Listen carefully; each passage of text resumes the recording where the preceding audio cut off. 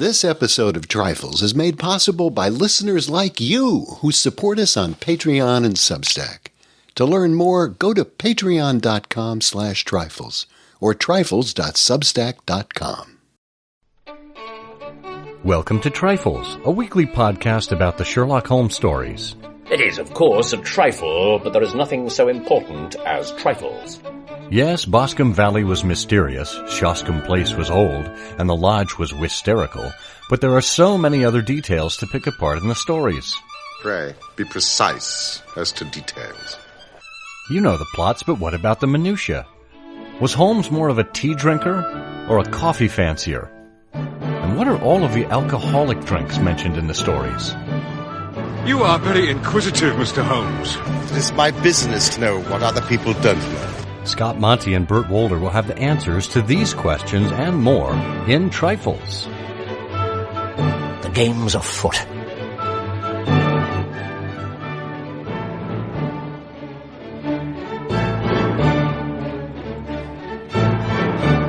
Episode 424, Banks in the Canon. Hello and welcome to Trifles, the Sherlock Holmes podcast where we get into the details in the Sherlock Holmes stories. I'm Scott Monty. I'm Bert Wolder. And Bert, do you have your withdrawal slip all filled out? I am so far withdrawn that I'm actually recording this from a shadowy closet in the basement. Oh, well, that's perfect, because since it is so shadowy and you are so suspect, yes, we will need at least 3 forms of identification from you at this time. Well, why don't you just decide to shadow me? You can always shadow me, of course, on Shadow Day.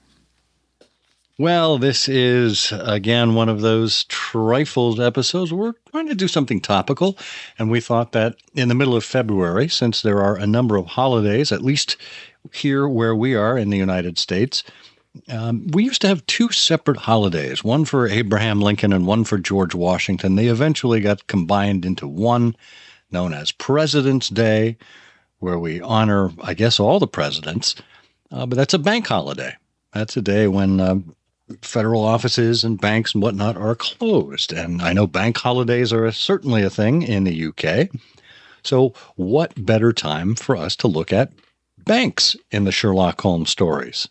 At least we're banking on that. Sorry. I guess I need to make a deposit of more humor. At any rate, if you would like the notes for this episode, they're available wherever you happen to get your podcast. Just check the notes section there, or SherlockHolmesPodcast.com.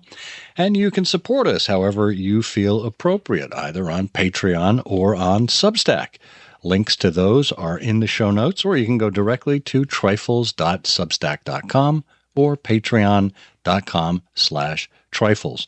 We're always looking forward to hearing from you, and we're also looking forward in the very near future, like in a matter of one day, if you get this on the drop date, of giving you, at least our supporters, bonus content. We have the first in our series of Trifling Trifles episodes, something shorter that we want to talk about, something that escaped perhaps the big show, but did not escape our attention. So make sure you're signed up either on Substack or Patreon to get that bonus content.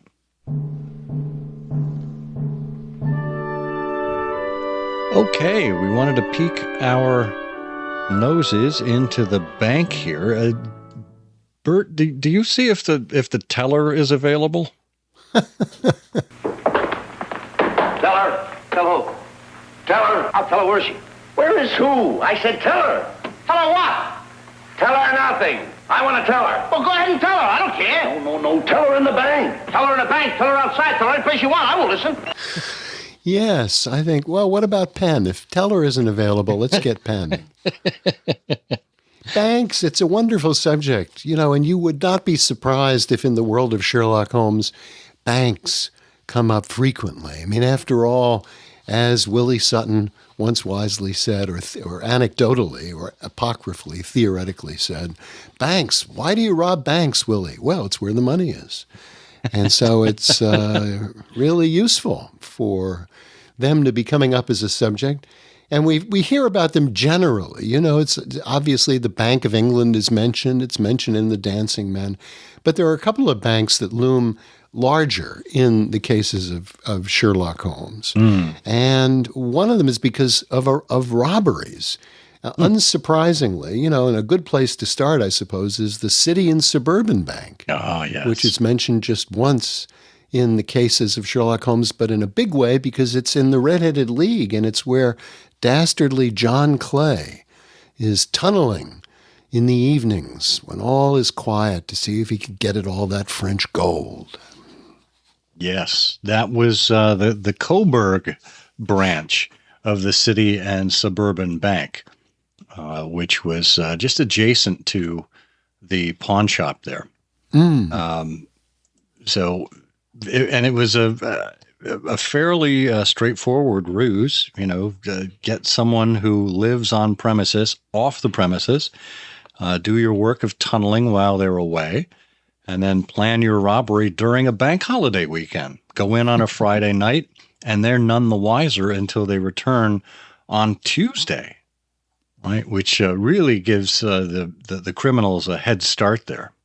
And I believe there have been recent instances of bank robberies like this attempted in real life that have been a replay of the Red-Headed League. And, speaking of replays of the Red-Headed League, there was one in the actual canon. It's called The Three Garadebs.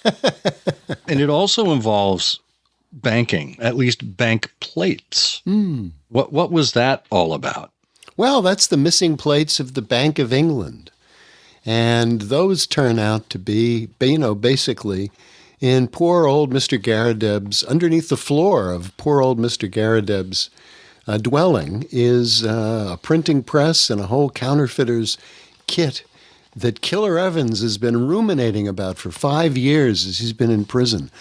And he comes up with the great idea of getting Garadeb out of the house in search of a non-existent relative to win some great reward from a mysterious American Garadeb, all so Killer Evans can get back inside and get those counterfeit plates. And boy, does he run into some trouble. Yeah. But yeah, another basically the same plot, just a different kind of approach. Should have been obvious to Holmes early on, but for those who hadn't read the Red-Headed League in many, many years, it was certainly something new at the time. Well, and then there's other banks, that pop up, and one of them that pops up before we get to the main one a lot in the cases of Sherlock Holmes is the Capital and Counties Bank. And we hear about that in a number of places. One is in the Bruce Partington plans, because the body of poor old Arthur Cadogan West is found along with his checkbook from the Capital and Counties Bank. And we know from the Priory School that this is where Sherlock Holmes does his banking, because the Duke of Holderness offers this great reward and makes Holmes a check for more than £6,000. And it is, Holmes tells us, the Capital and Counties Bank in Oxford Street are my agents. And in fact, there was such a bank because Arthur Conan Doyle himself banked there. It was at 125 Oxford Street, right at the junction with Wardour Street. And it lasted for quite a while. The Capital and Counties Bank was founded in 1834 and eventually merged with Lloyd's, as did another bank. It merged with Lloyd's in 1918. Fantastic. Well, I wonder if Conan Doyle got any kind of subsidy from the bank for mentioning them so many times in the stories. Interesting. And before we move on to that apocryphal final bank, we should note that there is I don't know if it's the name of a bank. But there was a bad business associated with a bank.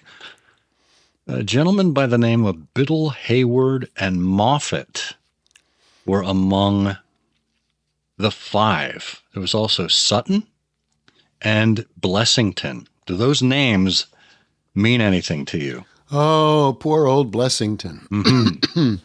Yes. Well, that's the resident patient, isn't it? Yes. Yes, and those 5 all made up the Worthington Bank Gang. Now, it wasn't clear where the name Worthington came from, whether that was the name of the bank or the name of their gang or what have you. But Holmes said, you surely must remember the great Worthington bank business. 5 men were in it, these 4 and a fifth named Cartwright. Tobin, the caretaker, was murdered, and the thieves got away with £7,000. All 5 were arrested. Evidence against them was by no means conclusive, so Blessington or Sutton, who was the worst of the gang, turned in the former. And on his evidence, Cartwright was hanged, and the other 3 got 15 years apiece. So, obviously, plenty of reason for the 3 to come after Blessington in the end there. Yeah. But that was the Worthington Bank Gang. All those dastardly people. Yes. Grab other people's money. Now. But what's this last bank that we want to kind of land on? Oh, this last bank is Cox and Company. And Cox and Company is so important in the world of Sherlock Holmes because many of us believe that is the repository of Dr. Watson's tin dispatch box full of notes and records of all of the dozens and dozens and dozens of cases of Sherlock Holmes that he had not yet managed to write up and distribute and publish. And, we learn about that. But there are a variety of approaches to analyzing the actual location of that dispatch box and whether or not it was really at Cox and Company. And one of them was written in the Baker Street Journal in volume 63, which goes back to 1966? No, volume 16, number 3. Oh, you're right. Volume 16, number 3. September 1966, Alan H. Foster, on the location of Dr. Watson's tin dispatch box. Now, interestingly enough, Cox and Company, Cox and Co., is only mentioned once in the canon. We hear of Watson's tin dispatch box a couple of times, but Cox and Company is called out only in Thor Bridge. Somewhere in the vaults of the bank of Cox and Company at Charing Cross is a travel-worn and battered tin dispatch box with my name, John H. Watson, M.D., late Indian Army, painted upon the lid. It's crammed with papers, nearly all of which are records of cases to illustrate the curious problems which Mr. Sherlock Holmes had at various times to examine. My goodness. Crammed. Can you imagine? Now, why would Watson keep a tin dispatch box like that, full of papers, of cases, at the bank instead of at home? Oh, well, because of the security. Watson will eventually tell us that certain nefarious people, in another case, he will tell us certain nefarious people want to get at Holmes's records and prevent some information from being made public. And he deprecates, in fact, this is in the Veiled Lodger. Attempts have been made to destroy his records. He says, I deprecate, however, in the strongest way, the attempts which have been made lately to get at and destroy these papers. And so this is very, very valuable. And he is, after all, he's a former Army surgeon. He has a dispatch box. He's carefully arranged all of these papers, bundled them all up, stored them very securely, but doesn't want to keep them under his bed. Instead, wants to sleep well at night by knowing that they're somewhere in a vault. Interesting. Now, it isn't known as Cox & Co. today. I believe if you go looking for it, it's under Lloyd's, but Cox & Co. was subsumed by Kings & Co. at a certain point, 1923, I believe. So it's Cox & Kings now. Which I suppose means that King Charles could walk in there any day and just swipe Watson's papers. Maybe he already has. Who knows? Yeah. Well, we are not the only people to come up with the idea of seeing if you could really locate Cox & Company somewhere. And as we have mentioned in this article from the Baker Street Journal, we have actually a letter was sent to the manager of Cox & Kings branch, Lloyd's Bank Limited, which asked if the bank ever had an account with Dr. John H. Watson of the 5th Northumberland Fusiliers. And an answer was received back in 1965 assuring you that there's no record in the books of Cox & Company, and the records go back to 1815, by the way, of any box lodged with them in the name of Dr. John H. Watson. And that seems very definitive. So then the question is, so why would Watson deliberately mislead us and tell us that the box was at Cox & Company when it clearly wasn't? Yeah, well, and that gets to your point earlier from the Veiled Lodger, where Watson said people were on the hunt for these papers. So he either used an alias or used another bank. So, well, I think this is an appropriate time to turn our heads toward the poetical. And I'm going to call on you for the first entry here. This is from J. Finley Christ. It was one of the original Baker Street irregulars, great scholar. Back in 1946, he wrote a poem just imagining what we might find if we did indeed come across that tin dispatch box of Watson's. And why don't you take it from here?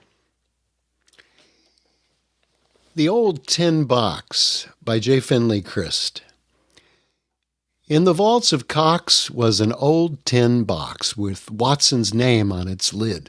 What wouldn't we pay for that box today, and the secret notes there hid? Old Russian dame, Ricoletti the lame, the famous aluminum crutch, for Alicia the cutter, the parsley in butter, what would you give for such? The story of Randall, the Darlington scandal, the Coptic patriarchs, the opal tiara, the Addleton barra, dollars or francs or marks, the tale of the pinch of Victor Lynch, the furniture warehouse mob, the case at The Hague, the murder at Prague, the powderless Margate job, the giant rat, the cardinal's hat, the Pattersons, first name Grice, the Cormorant's bill, the Hammerford will. We'd take him at any price. The Phillimore fella who sought an umbrella, the steamer Friesland, Dutch. For Colonel Carruthers or Atkinson Brothers, one never could give too much. The Vatican case in its cameo face, the slithering unknown worm, the Abergavenny were none too many. Where is this Cox's firm? Oh, wonderful box in the vaults of Cox, you come with a touch of salt. But I offer 2 blocks of the choicest stocks for the treasure of Cox's vault. I love that. And as a rejoinder to that, in 1981, it would have been some 35 years later, Jim Duvall, who himself was known as the Battered Tin Dispatch Box and founder of Cox & Company of New England, Cox & Co. of New England, wrote the poem called At Charing Cross. There at Charing Cross once stood grand old Cox with its bright brass plate, Army agents. In strong vaults, hard locked, laid a dispatch box filled with cases long been aging. The repulsive red leech, Mayor Prendergast, the cheat, the watch prematurely wound.